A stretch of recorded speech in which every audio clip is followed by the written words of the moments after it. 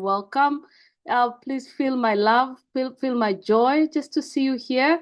Feeling that I'm not alone. I've got a quorum. I've got a quorum to spend this wonderful evening with. Thank you all for joining. My name is Rebekah Kimanzi. For those who do not know me, I am the event coordinator at Girls for Girls. And today we are, and we better get ready for this. We are getting ready to have one of our amazing guest speaker. She will come in shortly. You will see her, you will hear from her. But in the meantime, let us celebrate together. Let us celebrate each other. This is still International Women's Month. I told that to my daughter, and she was like, "Kwani every day is Women's Day, Women's Month, Mother's Day." I'm like, we've got to spread this. We've got to enjoy this because, being a woman is a gift. That's what I think. And I'm happy to be one of those women. So this is still in that, we are still in that season. This is a month of March where we're celebrating International Women's Month.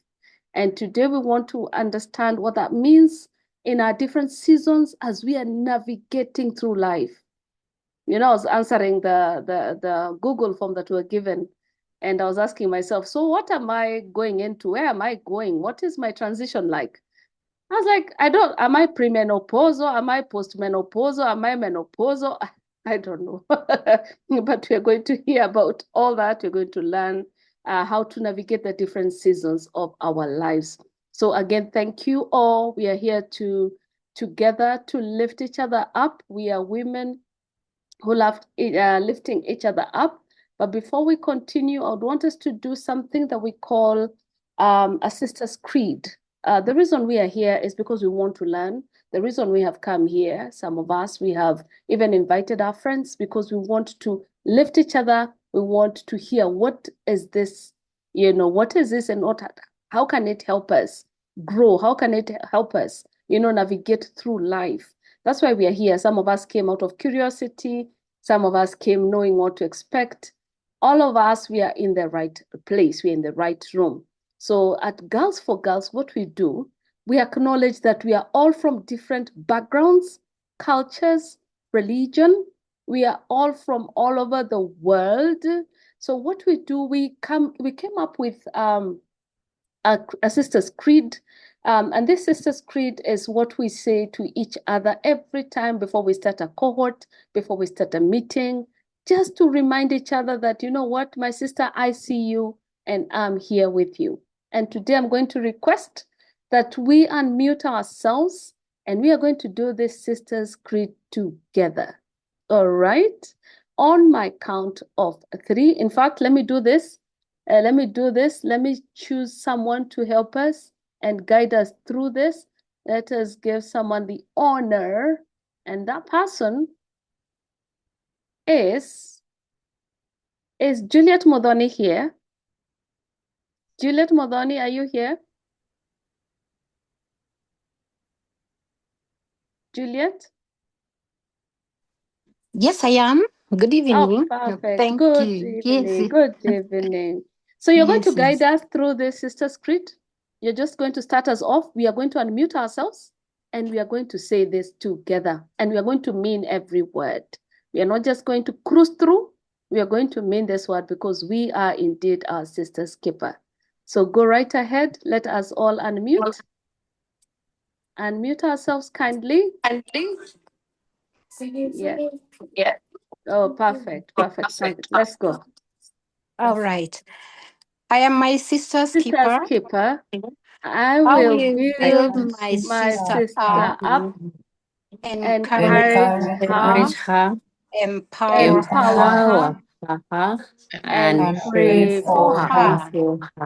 I have have no no reason reason to talk to about talk her, about her, to tear her down, her down, be jealous of her, or to compete with her. I am I'm going to stand behind her her and and help her, and push push her her To her To destiny. her, to her Destiny. destiny. Amazing. We can meet up. Yay! Thank you. You did so well. Thank you so much. So that is what we are about in this room.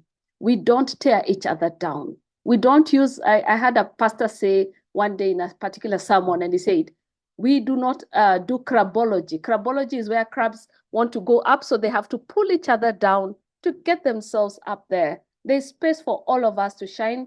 There's space for all of us to grow. There's space for all of us to be out there so that we are not tearing each other down. Thank you so much for indulging me with that prayer. That Sister's Creed. Thank you again. You feel welcome. And again, please feel free to put down your chat, your question, your comments in the chat. As we continue, we will have a time to go through the questions. After the speaker of the today speaks to us, we're going to have a session of just a question and answer. We will read what is in the chat, and if we have time, we will still allow some of us to ask their questions. So feel free. This is a place of no judgment. Feel free. This is a place of just being and feeling at home. Now, we are just about to meet our guest. I'm so excited. I know our guest is here. I saw her coming in. Let's talk about who she is. But before we do that, let me talk a little bit about Girls for Girls. Girls for Girls, I personally joined Girls for Girls, I think in 2020. Yes, 2020. And it was because I was very hungry and for mentoring women. I thought I really wanted to help women, but I didn't have a structure. I just was going around and telling people what I thought was the right thing to say until I heard about Girls for Girls. Girls for Girls was born in Harvard Kennedy School in 2016. It is global. You can check it out on their website and see who Girls for Girls actually is. And then we have women from this region of Africa, to be precise, in East Africa. And we have Allen, who is from East Africa, from Uganda, to be precise. And then she saw the opportunity, she saw the gap, and she saw women in Africa really need this. So they gathered together a few other women from different parts of the different continents, actually, and they came together with this structured curriculum that was meant to help the girl. All right. By the girl, I mean the woman, the girl, any age, but the woman who needs to develop courage, who needs to develop vision, needs to develop skills, and to take up leadership. Women who need to build confidence and to be bold, through this life. So they actually came up with this system that we now really are thriving because it is a system that is very structured. We go around to corporates, to individuals, young girls. The youngest I've seen in this that I have mentored was like 13 years, I think 13 years. That was the youngest I remember mentoring. We have now mature women on board to be mentored as well because we are all transitioning through life. So this is Girls for Girls. At the end of this, we will also share how we can join Girls for Girls and be part of this noble initiative. And how can we hold another woman's hand? How can we listen out for a woman who needs mentorship and help her get through this mentorship? All right. So we do what we do. We mentor through cohorts. Cohorts now go through 6 months. Through 6 months, as we're talking about, each month we have a session. Those are 6 sessions. At the end of the 6th session, you get your certificate from Girls for Girls. We celebrate you and we send you out there with a ripple effect. Take this mentorship out into the world. You can come in now as a mentor because now you've gone through the menteeing, the being mentored as a mentee, but now you can, after you graduate, you can come back and mentor as well. So it is a very interesting forum. And like I said earlier, I'm so happy to be part of this forum. Now, without further ado, we want to give flowers to our very own Betty Oloo Anderson. She is a speaker today. I had her speak once and I was in awe. So I know each one of you just sit firm, take your coffee, take your water, whatever it is that you drink at this hour. Is it uji? Whatever it is, just get yourself in a comfortable corner and let's get ready to listen to our guest speaker today. Betty Oloo Anderson. She is a senior humanitarian and health program leader with over 20 years of experience in development and humanitarian work across Africa. Through this conversation, we will explore the theme Give to Gain, which is the theme for this month, in the Women's Month. And we're going to rise together, shine brighter, drive real change. So today's discussion will focus on leadership, mentorship, community impact, and how women can support and uplift one another while building meaningful careers and resilient communities. So we are going to hear this. I cannot go through her whole profile, but we sent each one of you. You can go through it again and see who she is. I mean, for yourselves. We have I hope everyone got the invite and you got the story and you got her profile. You can go through it after this. So, but I know Betty Oloo will talk to us more. If there's something I forgot to mention about her, she will mention to us. In today's topic, she'll be talking to us about seasons of her, navigating life's transition. Personally, I'm navigating through a lot, so I'm ready to take notes and apply everything I hear. Now, a reminder for those who have just joined us, feel free to put in your questions, your comments, suggestions on the comment. We will go through that as soon as our guest speaker is done. So feel free to also put up your hand after she is done. We'll have a session where you put up your hand and you get to ask your question. So now I'm going to invite Betty Oloo. And for those who can, with me, we are going to give her flowers. At Girls for Girls, we don't clap. We give flowers. These are pink flowers, pink roses. All right? So I am going to do this on behalf of the community here. Betty Oloo, welcome. The floor is yours and the flowers are yours. Take it up. I received them. Good evening. First of all, let me apologize. I do have a flu, so I hope I'm audible. Please confirm if I'm audible. Very audible indeed. Okay, and visible? And visible. I can see you in a red dress. Okay. Yes, I'm wearing a red. So good evening, ladies. I don't know what I'll stand on all the protocols observed. You know, I'm a Rotarian, so we always believe in protocols. But I want to recognize all the sisters who joined this evening. And when I was approached, I think it was last year, to speak about to have a fireside chat. I always believe in sharing my experience, good or bad, because I believe that there's always somebody who needs to hear the story. So transitions. I'm not an expert, but I can just say that I've experienced many transitions in my life and many seasons, but I will share just a few to give an example or to encourage somebody, and I'm happy to answer any questions at the end.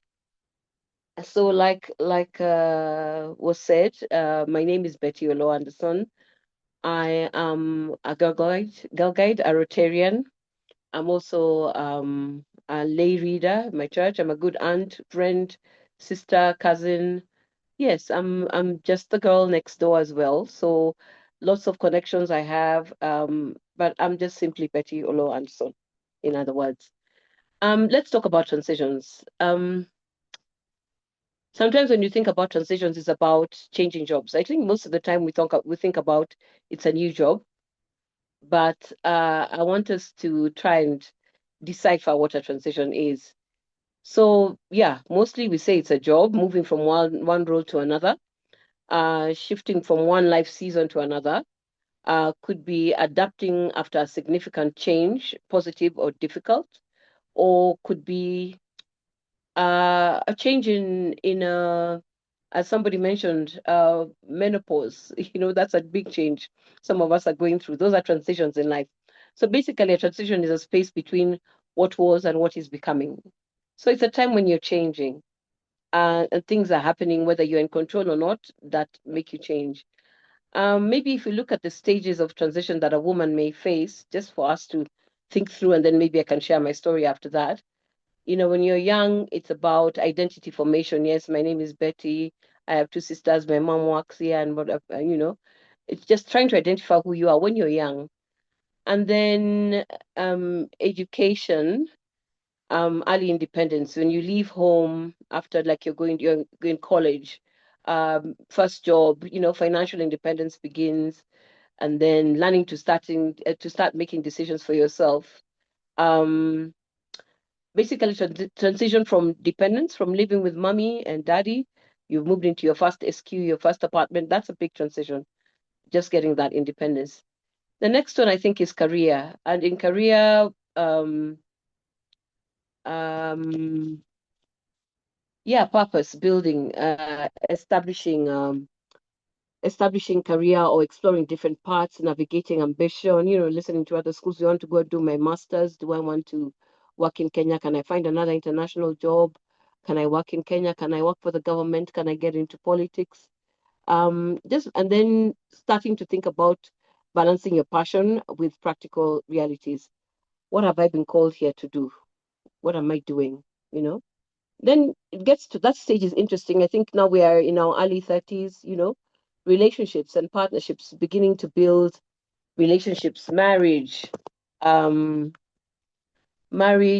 children, not even children yet, but long-term relationships. Who are my girlfriends? That's when the girlfriends start forming. That's when your real friends come in. Um, Learning to compromise, communicating. How do I communicate with people?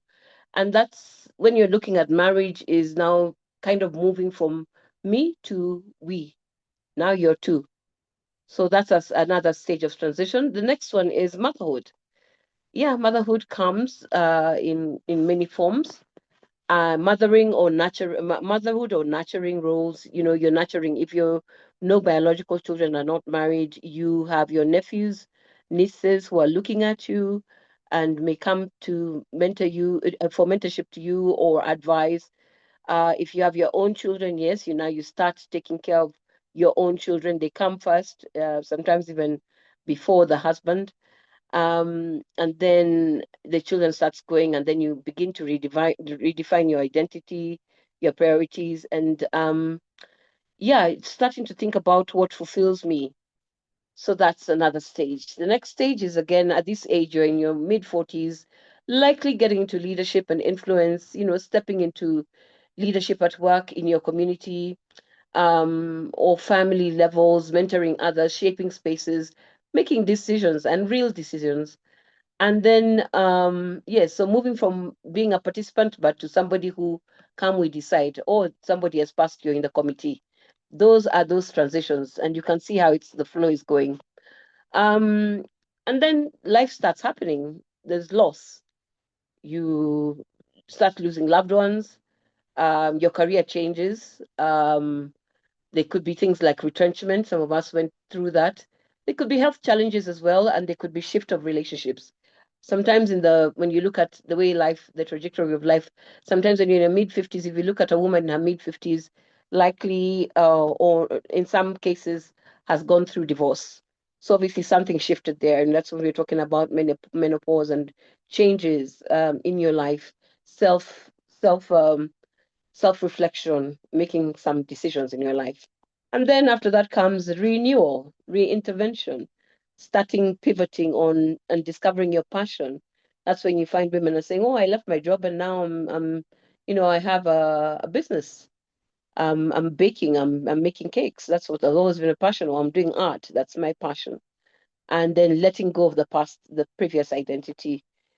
And then after that is legacy.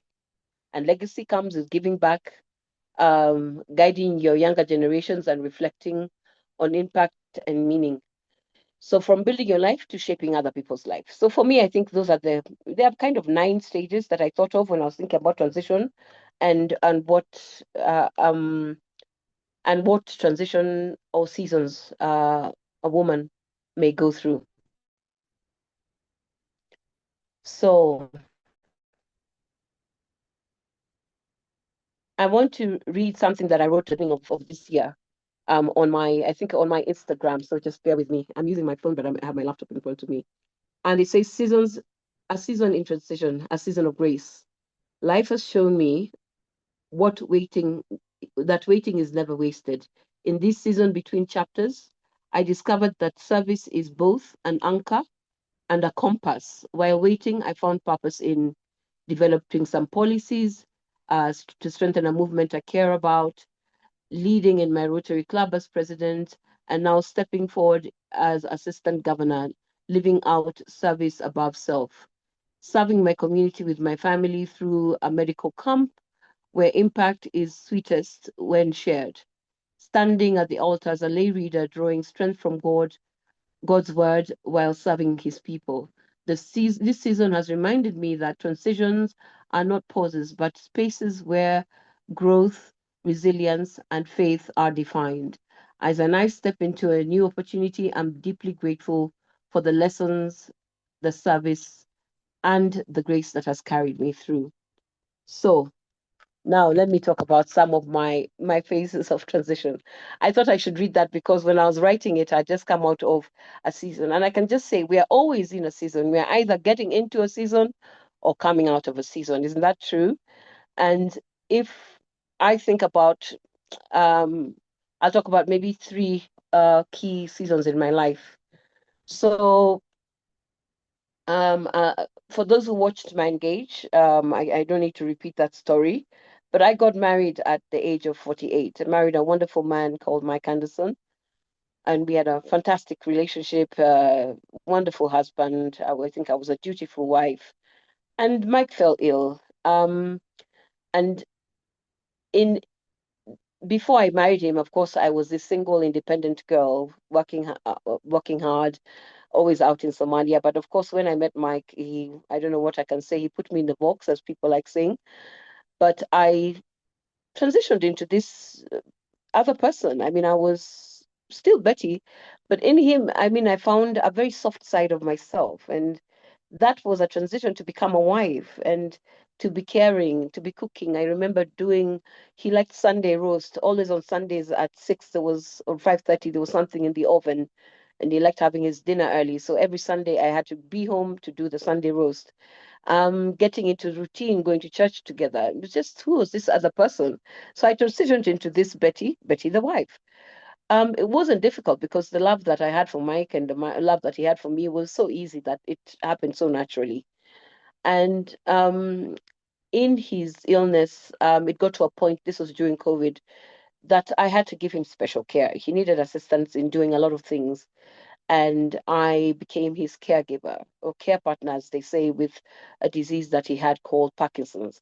So I was his care partner. And that I didn't even know I had the capacity to do that. I've never had any biological children, so just in special care of cleaning him, of helping him, assisting him with going to the toilet, washing him, massage, while still making him dignified. I never knew I had that capacity. I started learning about things like nebulizers for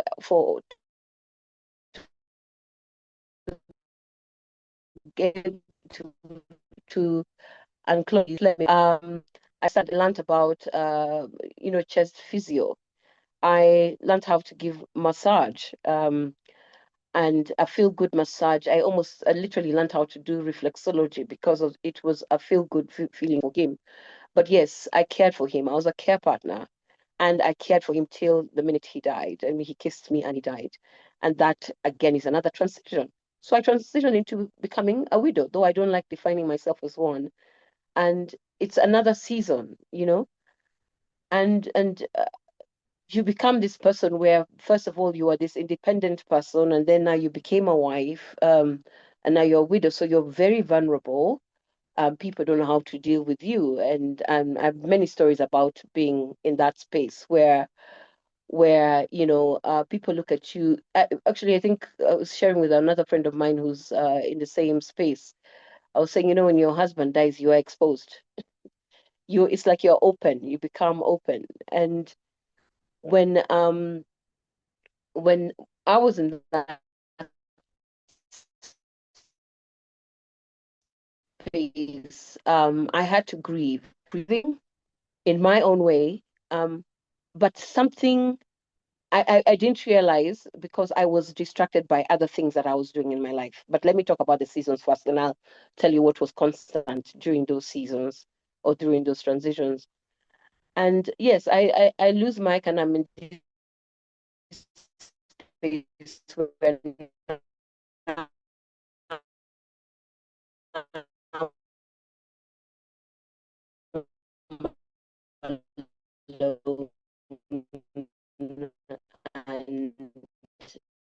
and how you so you come out, not realizing. But anyway, you go into that season, and then in that season, let me fast forward a little bit.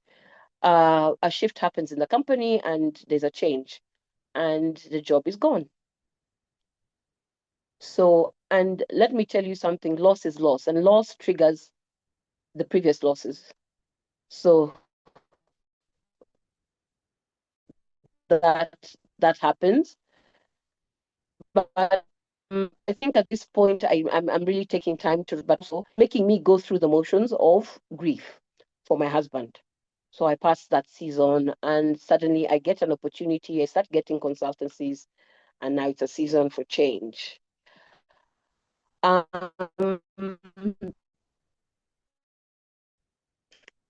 but um, in in that you don't realize in these engagements you don't realize what we are doing. And just only me um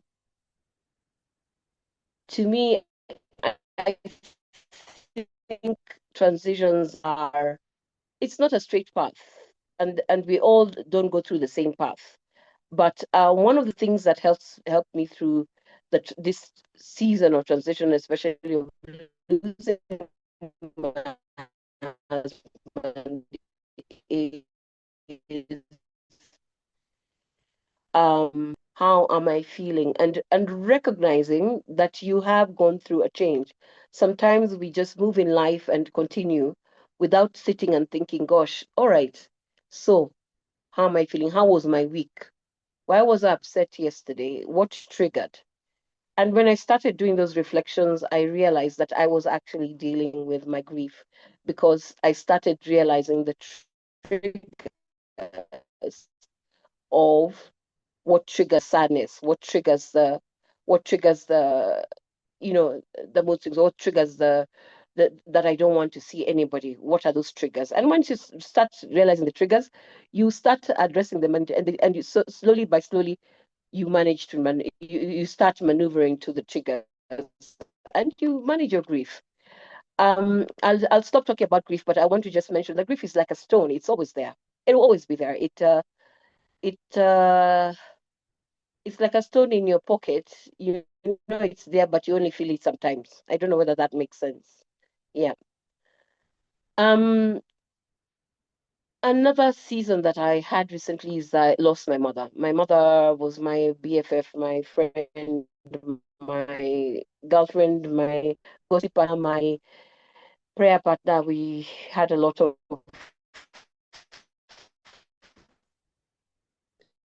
yeah, it's in a season. I realized actually somebody once told me, yeah, no, you should come because now you're an orphan. And I was like, oh my gosh, I am, because I lost my father when I was young.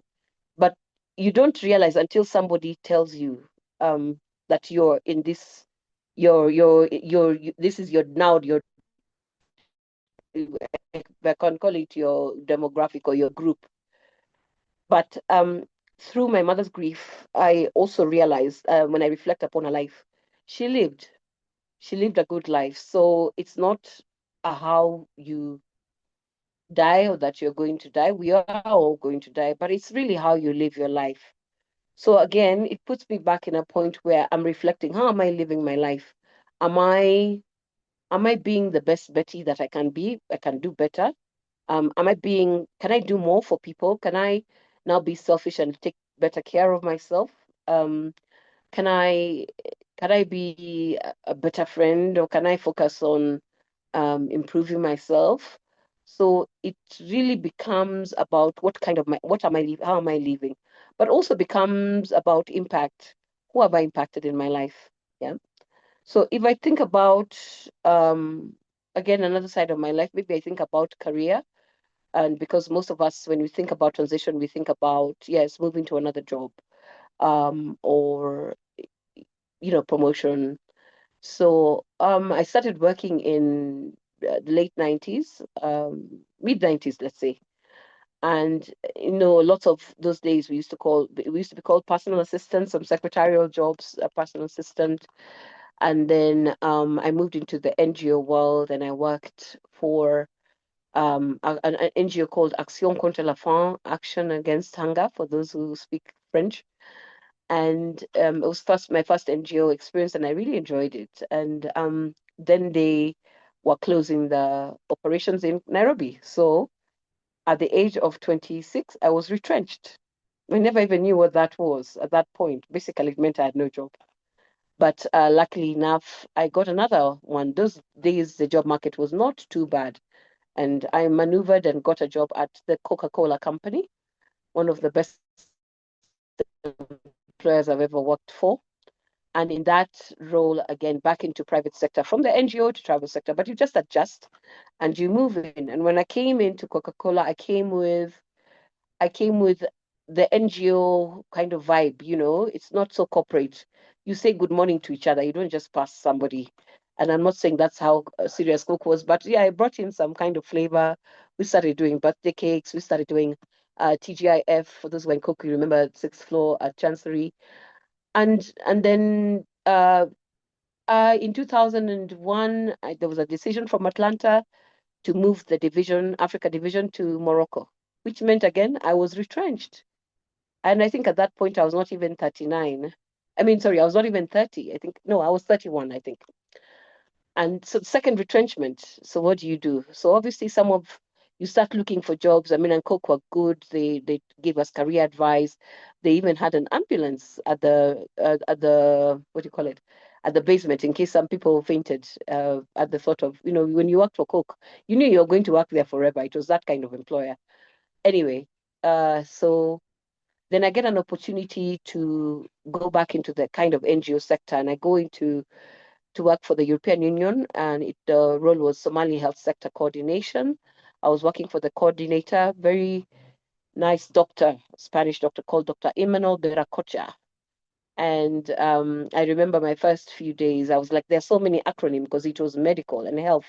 And I was like, how will I even know what CTC is, and all these acronyms of medics.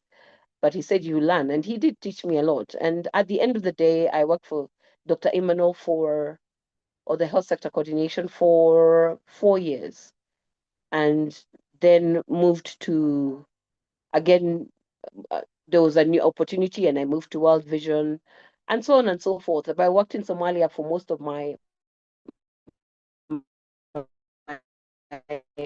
life in developing different things but only in the health sector, working in the health sector, meeting a lot of senior people. You pick up the phone and call the Minister of Health in Mogadishu, and he picks up and he says, how are you, my daughter? What do you want? Or being in a position where, as a young lady, one of the donors will say, we're really trying to get through to the minister or to the director of health, and we need your help. So again, becoming that connector and all that, but not realizing that for me it was a job. But then I realized that now when I look back, and I was like, I grew in that transition, and in that season, I really grew. And then getting to a point where in my career, um, working for, again, back into the health sector coordination, but at more senior role, and looking at things like writing proposals for the Global Fund, and being the Global Fund administrator for Somalia, and moving on in so many bounds, that I could even at sometimes call myself the Somali expert, because I knew, especially for the health sector, I knew how things worked and who to talk to. Or anytime somebody was going to Somalia, somebody say, please call Betty, she knows about Somalia. So became a Somali expert of sorts. But in all that changes and all those seasons, there was something that was constant. Okay, there were some things, and I think the one thing is my faith. My faith in God, but also one thing is that I started service. And service means that at the age of maybe 34, getting onto the board of Impala Club, which was a club at that point on its knees. I don't know whether it's changed now, but getting into the board and starting things like quiz night and fun things, but letting people start coming back to the club, and getting being on the board that built the gym, being on the board that built the swimming pool barn, basically revitalized the club. And it's a side of my life, but I never, when I think about it, that was service then, because I was not being paid for it. It was just service. And then, later on in life, joining the Rotary, and Rotary really is about service above self. But in Rotary, I have grown also. So, what does that say is that service also became part of my resilience through the changing of the seasons. I served and served and served and served. I mean, those who know me from my Rotary Club, they'll know that I really, really served Rotary and enjoyed serving it, with other clubs at the district, trying to get projects, trying to do anything that was Rotary. Um, and then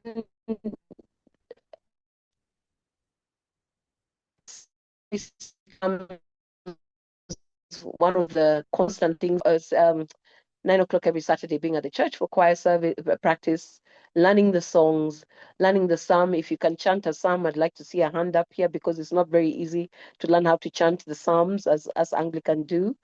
And then, being in church at 7 in the morning to learn, go through the songs before the service is 8 o'clock. And in that service, you realize, yes, you might not realize you're serving because you're enjoying what you're doing. You're really enjoying it. And it kind of gives you a different perspective whenever you're in those spaces.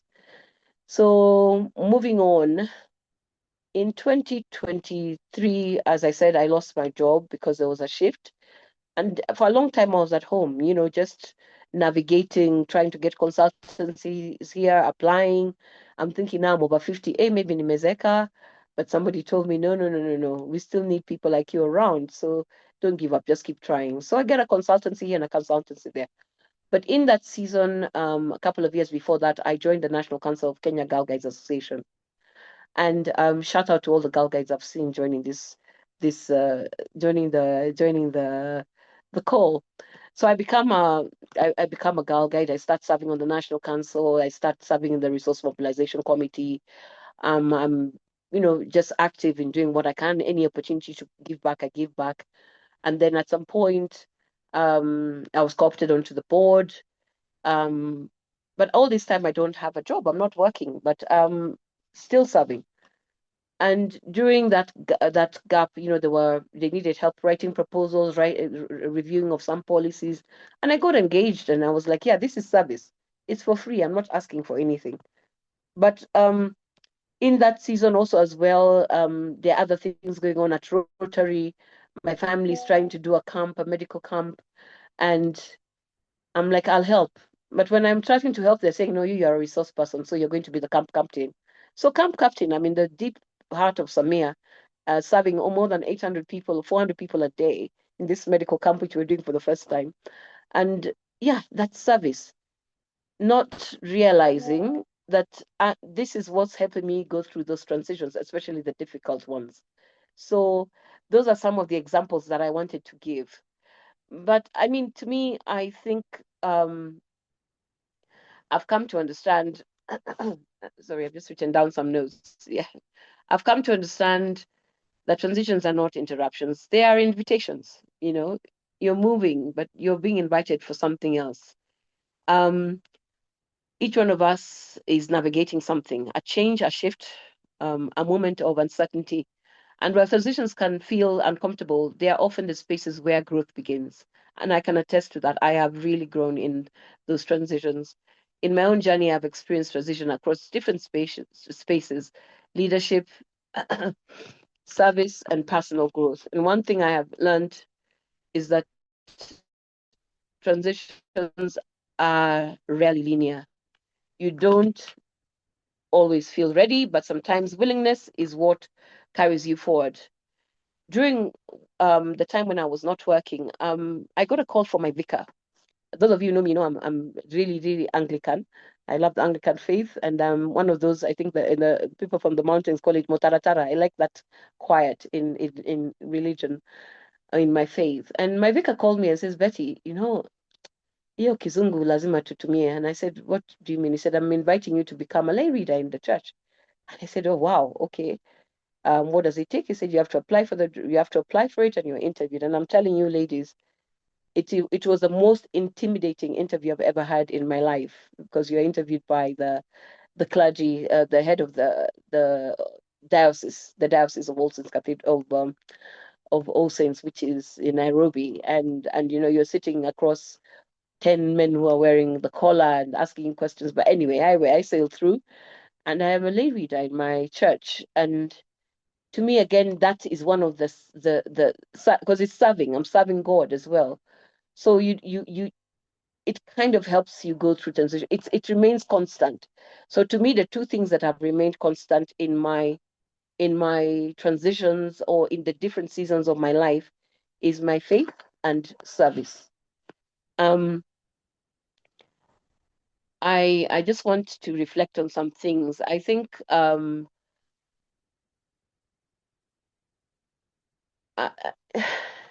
I'm trying to read something. It's moving. So there was a season in my life where everything familiar seemed to shift. I lost my husband, I lost my mom, and at that point, I also lost a job. I had poured myself into that job. I think, yeah, it was the one after the UN. But slowly I began to realize something, that even in loss, life was asking something of me. So I was still remained relevant, and it's like God was trying to push me in a certain direction. But in all that, I had to keep going, to keep building, and to become what I was going to become. I have learned that strength is not always loud, it's quiet. It is choosing to show up when it would be easy to withdraw. Yeah, there have been many seasons where I was like, I'm not feeling it. But something is persistent telling me to go, because that's the only way I can grow. So always show up even when it's hard.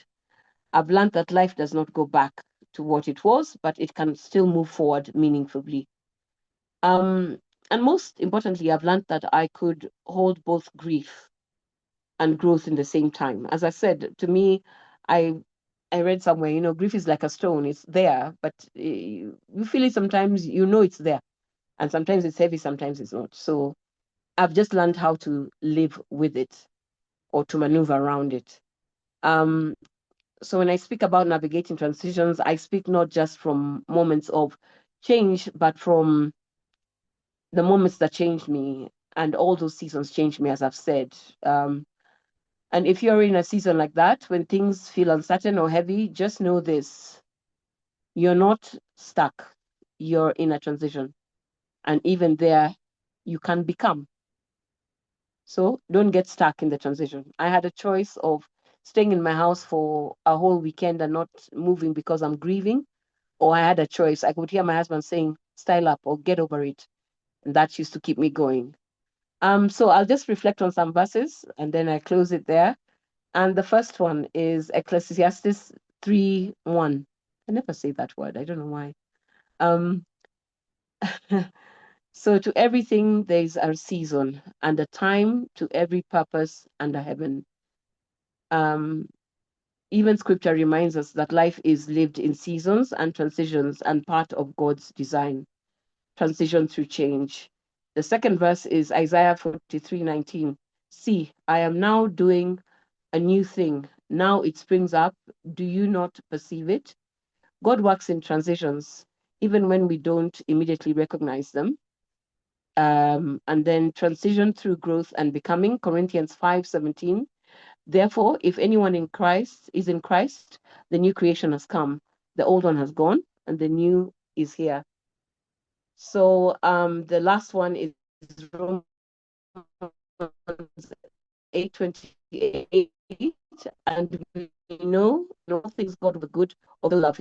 Even for transitions have purpose, strength in certain transitions.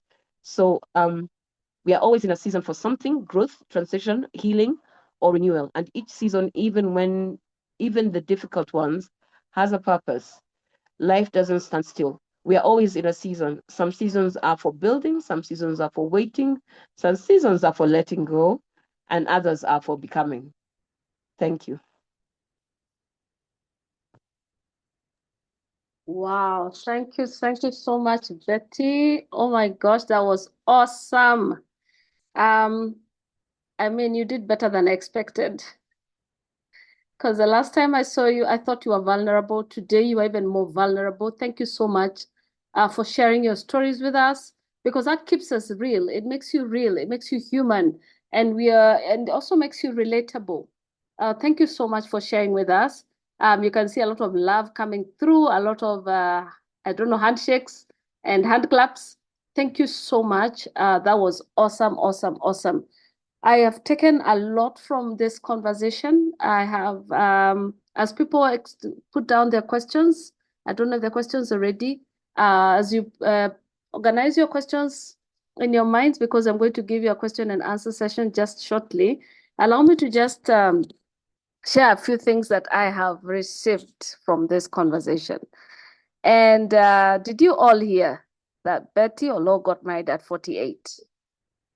I don't know. I had that. So for those of you who are 35 and crying and fasting and saying they are forgotten, you're still there.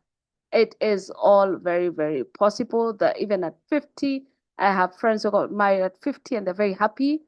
So that for me was, wow, I love that. Then Betty also told us that transitions are not interruptions. All right. And something I've also noted with Betty is that she is a woman in service. She loves service, a Rotarian in her church, and even as a Girl Guide. So all of you kindly feel free, reach out to her socials. She'll tell us where we can get her, where she's mostly active. Maybe she can put it down the chat so that we can all follow her there and also get to learn more from her, get to know her, and get to also get inspired a little bit more. I know we are inspired today, but I'm sure we gave her a very short time. She had so much to offer, but the time she was allocated was so small. But well, I got a lot from that session, and I'm so grateful, and I know all of us have received something. Let me go to the chats and see if there are any questions. Betty Omoro says, thank you, Betty. Truly inspirational. Yes, I agree. There's someone else who had said, Dr. Diana, always great listening to you, Betty.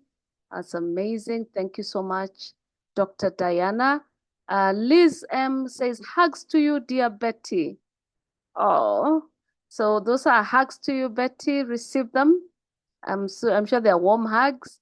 And then we have Sheila Ngingi says, what are the 9 phases of transition? Seems to have missed this. Thanks.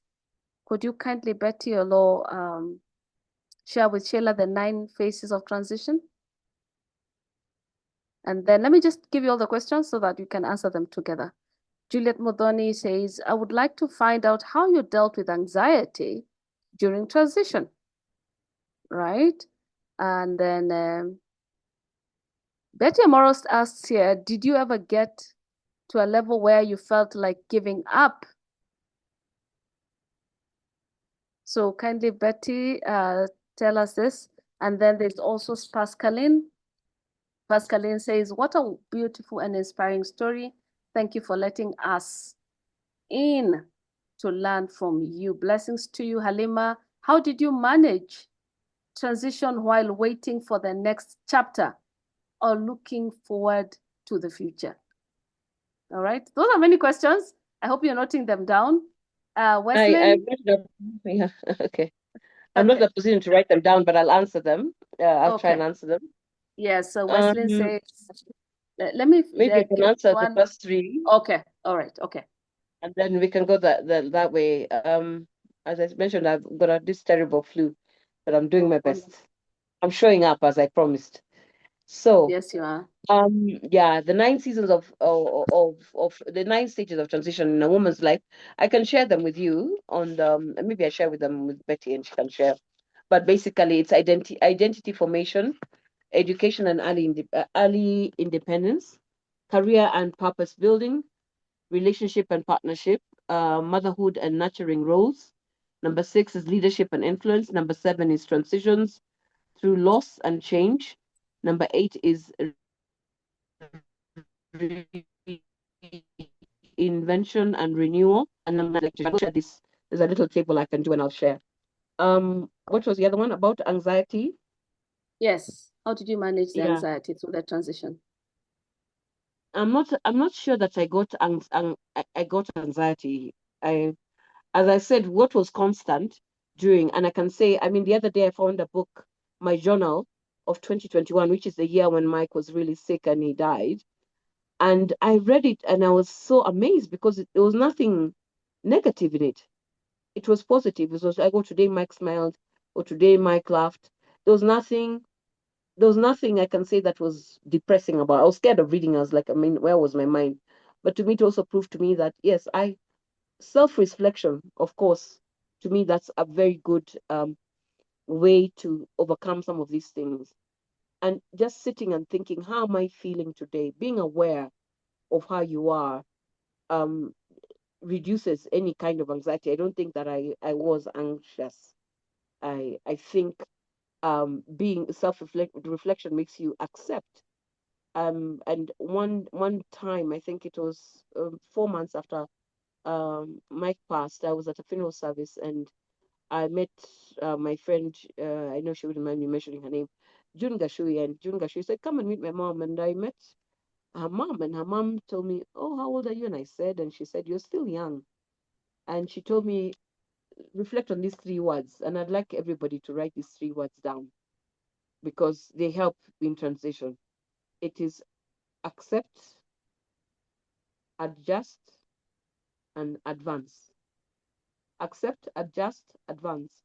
And every time when she was telling me this in relation to um uh you know my loss of my husband, and she's like, you always reflect on those 3 words. You'll realize sometimes you're at advance, but you might also go back to adjusting. You might also go back to, at some point, it would be a trigger and then you'll be like, I can't believe that he's gone. So you realize, yes, you need to think about acceptance. So those 3 words, and if you reflect on those 3 words in many of your seasons, they help you be real with things, be realistic. I wear my heart on my sleeve. I'm not shy of speaking about things that people would otherwise not speak about, because I always think that vulnerability is not a weakness, it's a strength.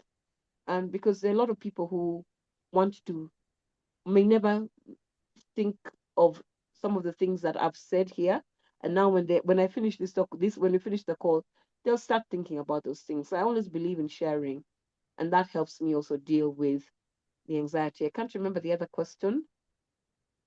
There's also another question here from Halima. How did you manage transitions while waiting for the next chapter or So, looking so, forward to the future?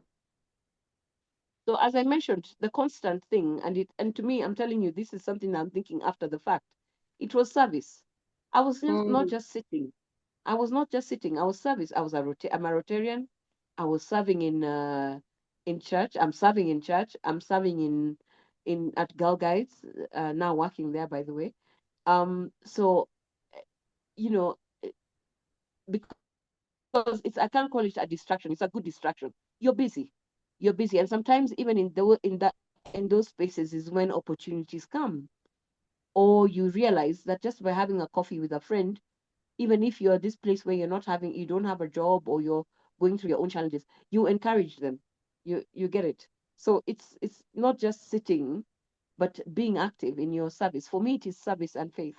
To answer Halima's question. All right. Thank you so much. Thank you for sharing with us your perspectives. Really, really encouraging and inspiring. Dr. Charity Njoka asks, thanks, Betty. I'm at the stage of grieving my brother. He passed on last December. How long and what did it take to go through the loss?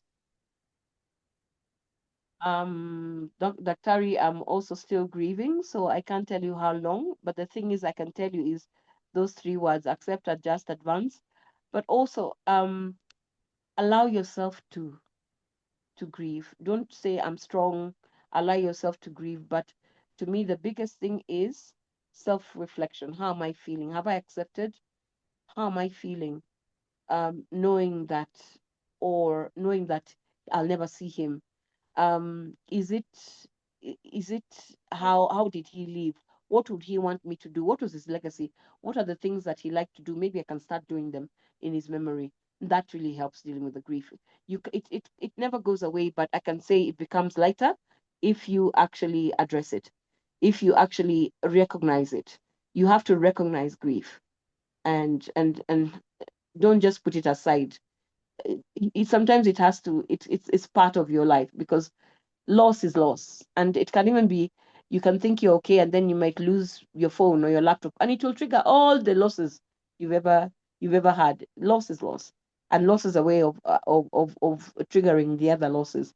So to me, my advice is just recognize that it's there, but deal with it a day at a time. We always say a day at a time. How am I feeling today? How was I feeling last week? Yeah. I don't know All whether I've right. answered that time. Yeah. Yeah. Thank you so much, Betty Oloo Anderson. That was really clear, concise, very, very, very articulated, very well.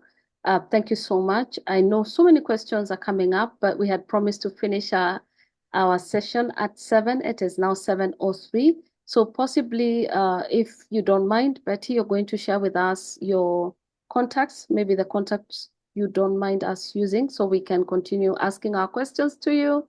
And then I'm sure some of us would want to join the different services you have mentioned, possibly Girl Guides, possibly Rotarians, Rotary, or possibly church, whatever, in that sense that most of us here maybe would, want to join you. Kindly share your contacts with us. And then we also need to follow you to see what you're up to in the social media space. Thank you again. We really do appreciate you. That was really well done, considering the time that you're located, which was very few minutes, but you did exceptionally well. Thank you very much. Now we are about to close, but before we do that, I'm going to allow Miriam to come up and talk to us about taking a picture and talk about the future events that are coming in at G4G, and then we will close from there. Miriam, my boy, you there? Yes, I am. Becky, thank Okay. you so much. Becky, thank you so much. Betty, it's such an honor to have you back to our platforms again at Girls for Girls. So I'm going to request Lucy to help us with the pictures. Just smile. Just keep smiling. Just keep smiling as she takes the screenshots. And I'll be sharing about a few things that are happening at Girls for Girls. So we currently have different cohorts that are coming up. We run a mentorship program, as Rebekah introduced us earlier on. So if you'd be interested to join our mentorship program, we have shared our contact on the chat. Feel free to reach out to us and see which cohort best suits you. We also have an upcoming activity on the 12th April. Will be going to watch Wangari Maathai show play live. Yeah, and we have discounted tickets going for 2,000 instead of 2,800. So if you'd like to join the G4G family to watch the play, please let us know. You can chat us on WhatsApp using the number on the chat, or on email. In case of any inquiries, let us know as well. Thank you very much. We are very grateful that you were able to join the Fireside Chat. Keep looking us out for the upcoming chats that are ahead of us. Thank you. Wow, thank you so much. Lucy, are you done with the pictures? Do you need us to smile some more?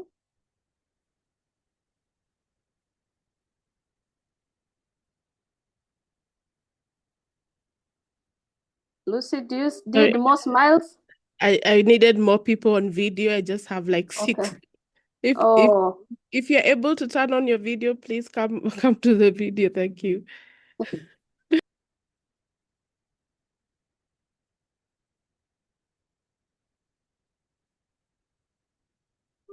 all right. So I'll keep, I'm sure even if I talk, I still will be captured smiling. My teeth will be captured, which is a good thing. So again, thank you all for joining. This was awesome. We have awesome guests at G4G. Betty Oloo Anderson is one of them. We always have these fireside chats. We try and have them once a month when possible. But for next month, we're having that. We've been told about the show we are going to watch. So that would be a physical meetup. Come and let's meet physically. Come and let's share the evening together. No, it will be a lunch hour. It will be on a Sunday. It will be at 1 p.m. But you're going to get more details if you reach out to this number. The Project G4G email has been sent there. So feel free to reach out with your questions. If you want recording, I've seen people asking about recording. Feel free and also request for the recording. I'm sure it will be available. Again, thank you all for joining us. Thank you, Betty Anderson, for your time, regardless of the flu, and may you recover quickly. I pray for your quick recovery. And for all in this room who are going through loss, going through